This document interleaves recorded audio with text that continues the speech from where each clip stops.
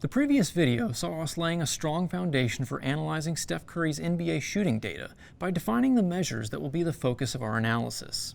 In this video, we're going to visually plot Curry's shot data on the basketball court using a scatter chart, also sometimes referred to as a scatter plot, and we're going to use a feature called sync slicers to reuse the same filters across all the pages in our report.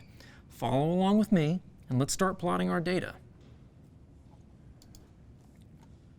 We're back in Power BI Desktop, picking up from where we left off. The first thing I want to do is create a new page in my report, so I'm going to go to the bottom of my screen and hit the yellow plus sign button next to page 1, which will create page 2, a new blank page. Okay, we're good. Now, one objective of our report is going to be for our audience to select a particular NBA season and navigate across multiple pages, seeing that same season the whole time. They shouldn't have to select the season every time they move to a different page. In the last video, we added a slicer to page 1 that allows users to choose the season, but that slicer only works for page 1. How can we make it work for page 2 as well? Through the magic of slicer synchronization. In Power BI Desktop, you can create a single slicer on one page and then reuse that same slicer across multiple pages with a few clicks of your mouse, and those slicers will stay in sync with each other if you tell them to do so. To illustrate how to do this, let's go to our View tab on our ribbon and look at the button on the far right named Sync Slicers. Clicking this will open up a new pane in our report editor that we haven't seen before. Right now it's blank. So let's navigate back to page 1 and select the slicer we created in our last video. Now when you look at the Sync Slicers pane, we can see this little grid that lists each page in our report, and we have a column with a refresh symbol followed by a column with an eyeball symbol. The first column represents synchronization. Checking the boxes here will make it so that any change to your slicer will be applied to the slicers on other pages. If you filter the data by the 2018 season on page 1, it will also filter the data on page 2 using that same season. The second column represents visibility. Checking the boxes here will control whether or not your slicer is visible on the other pages. Note that your slicer does not need to be visible on all pages. With the visibility controls, you can have it sync to another page but be invisible. With this technique, you could have a cover page where your audience selects a value from a drop-down list, and then that controls the data in all subsequent pages. And you would need to navigate back to the cover page to change it. That might be useful in some scenarios, but in our case, I would actually like the slicer to be visible and synced on every page. So I'm going to check all the boxes. Now, when we go back to page 2, we'll see that the slicer we originally created on page 1 is visible here. And if we change the value using our drop-down list and go back and forth, we can see that the values change across pages, so our slicer is synchronized. Next, we're going to add an image of a basketball court to page 2. This image is contained in your exercise files as a JPEG file named NBA Court. From the Insert tab on our ribbon, we're going to click the Image option, then browse to our exercise files, and select the NBA Court JPEG. Now that it's on our screen, let's resize it a bit because it's going to be the main feature on this page. We want it to be nice and big and noticeable.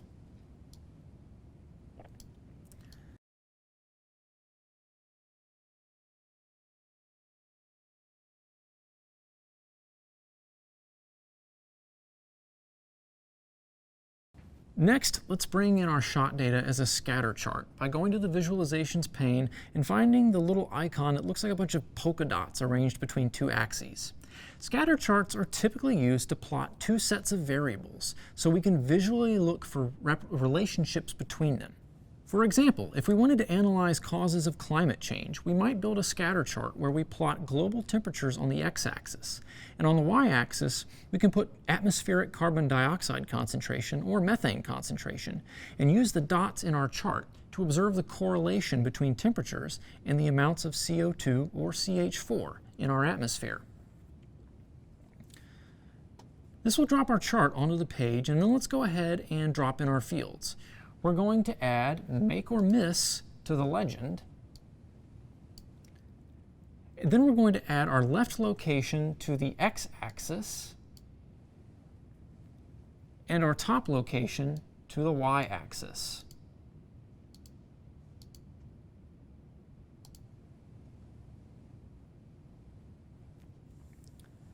Make sure that each of these fields in your visual is set to Don't Summarize by clicking the field options.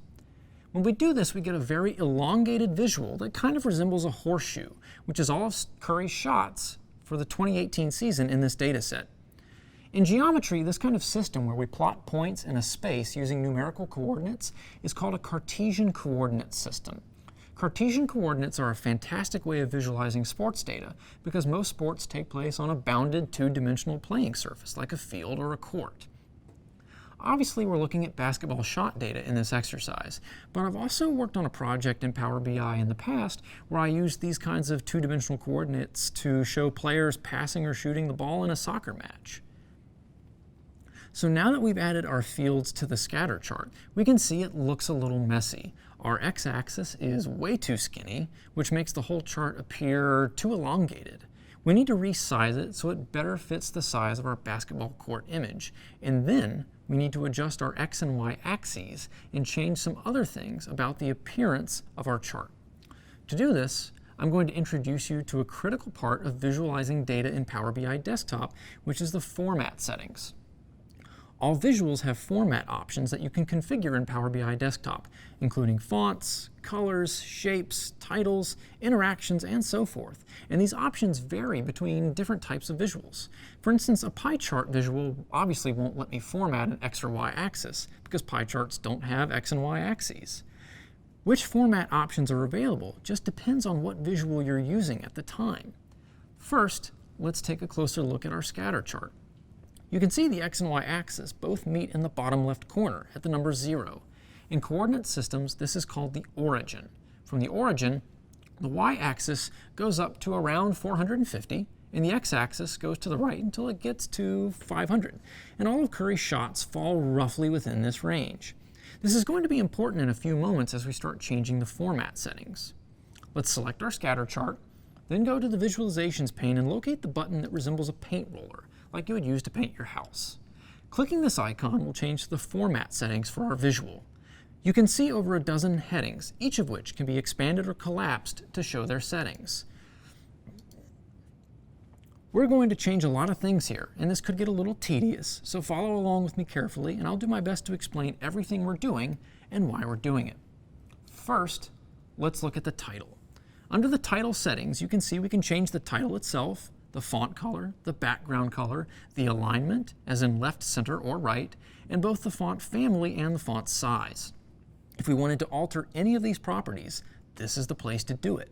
But I want us to get rid of the title on our chart because it's kind of ugly and it just takes up too much space. It doesn't give us any useful information. So we'll turn it off by just hitting the little toggle button in the title heading that says off. Next, let's peek at the background settings. There are really only two settings, the background color and the transparency setting. So if we wanted, we could put some new colors behind our data, but that's really not necessary here. In fact, we don't want there to be a background at all because the basketball court image we imported earlier is going to be our background. So let's also turn off the background settings. Now we get to the x-axis. There are a lot of settings here, and we need to change a few, so watch closely. First, we're going to scroll down and turn off the axis title.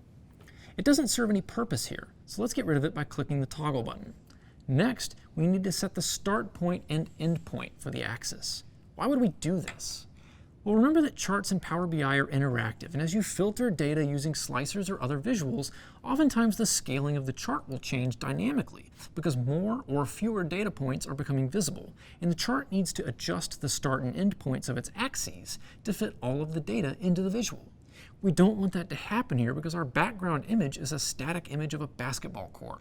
If we let the x-axis resize itself as we filter the data set, the points on our scatter chart will begin to shift around, and the visual may no longer make sense.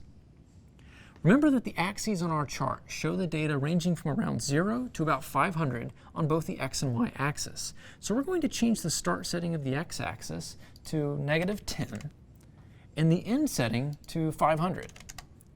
This will keep our x-axis frozen in place and keep the coordinate locations consistent as we interactively filter our data. And then to finish, I'm going to turn off the x-axis so it's no longer visible. Our settings are still there and they're still in effect, but the axis itself is invisible so it doesn't clutter our scatter chart. Finally, let's repeat the same process for the y-axis.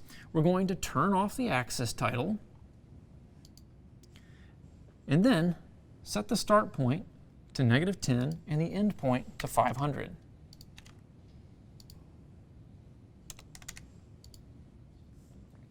And then we'll turn off the y-axis so it becomes invisible.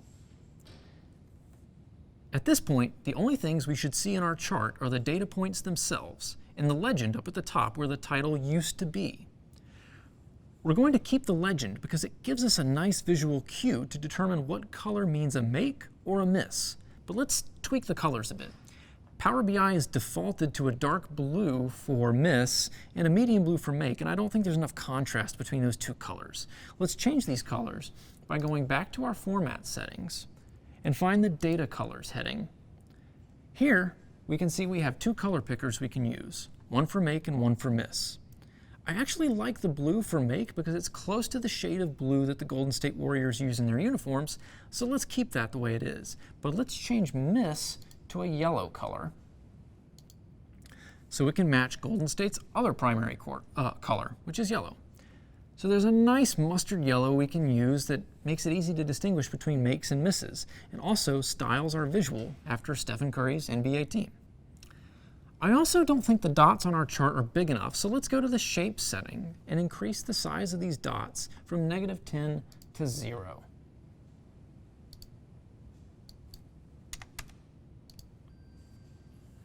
That will increase their diameter a bit and make them easier to see. Okay, that was a lot of minor steps to take, but now we have a visual that's looking more polished. For the final step, let's take it and drag it on top of our basketball court image and then resize it a little bit to get the proportions right. This part may take a little bit of trial and error. Notice how, since we've turned off the background of our visual, the scatter chart is 100% transparent and we can see the lines of the basketball court clearly underneath our shot data. I'm primarily using the arc of the three-point line as a guide to get the shape right because you can see pretty clearly where Curry's three-point shots cluster together and also where his layups under the basket cluster together. We just need to align those clusters to the shapes on our court and then we're done.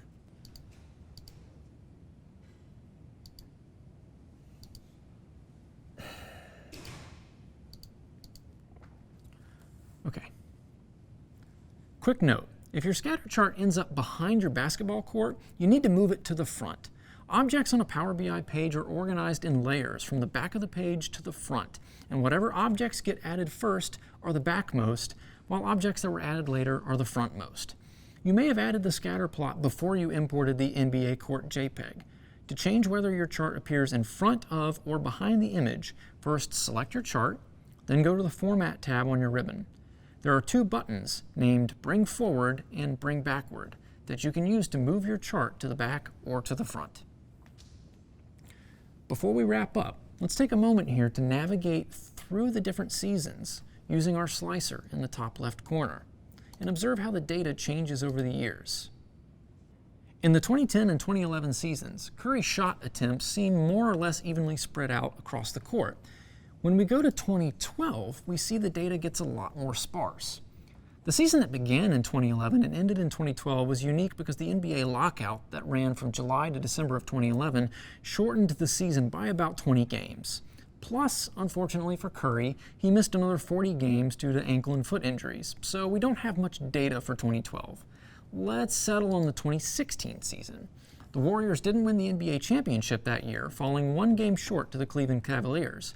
But Curry still hit a huge milestone by being the first player in NBA history to be unanimously named the league's MVP, or Most Valuable Player.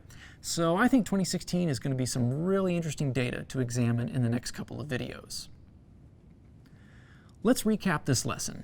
In this video, we plotted our shot data on top of an image of a basketball court and got everything looking neat and clean by using the format settings for our visual.